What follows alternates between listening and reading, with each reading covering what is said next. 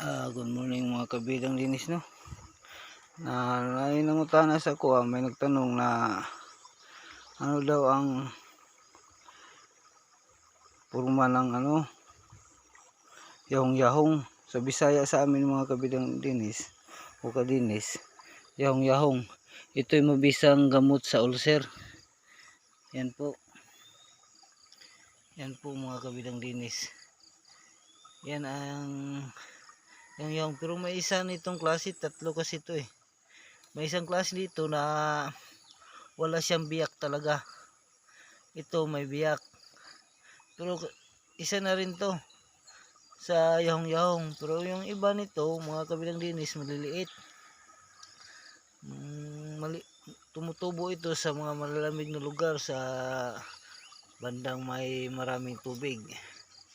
At sa nagtanong, ito na po ang yahong-yahong mga kabidang linis.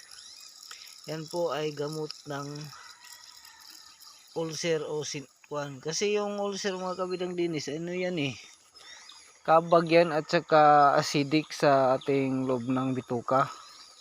Kapag hindi yan nagamot, naging sugat yan. At yan ay nagiging ulcer na. Kapag nag-stage 3, acute na yan. Hanggang maaga pa, agapan natin yan mga kabidang linis para tayo po ay magiging alisto sa mga bawat kinakain natin, kasi hindi lang yan sa napasma tayo o nakabag tayo. Minsan sa kinakain rin natin yan yung sobrang asim mga kabidang linis, tapos hindi tayo umiinom ng tubig yan.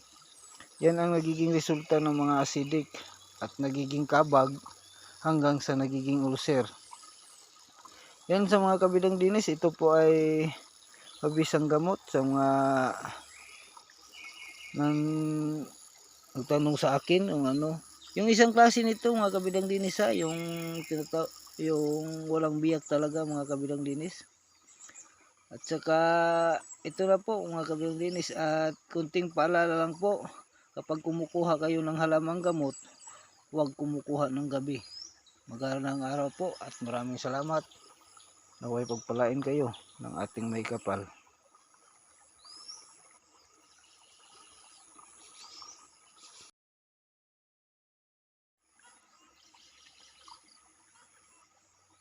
Yan po mga kabilang linis, yan, tingnan nyo yung tinatawag nating yahong-yahong. Yan po ay may biyak talaga kung nakikita nyo. Yan, may baby pang kasama o makahiya. Ito po ay mabisang gamot sa may mga kabag, at pwede rin to igamot sa may kidney stone. Kasi yung gawin nyo lang po, pwede nyong kainin ng 3 piraso, 5 piraso, 7 piraso bawat dahon. Pwede rin yung lagain o sa Bisaya latan, tapos ang luga maim nun. Lagain na nyo yung yung dahon nito, damihan nyo, tapos yung katas niya, yun ang inumin nyo. Magiging resulta niyan mga kabinis ay talagang mga 4 na araw o 5 magiging resulta niyan. At magandang araw sa inyong lahat. Ito po si Kabidang Linis. Ay sana'y may natutunan kayo sa video kong ito, at maraming salamat. Pagpalain kayo ng ating may kapal.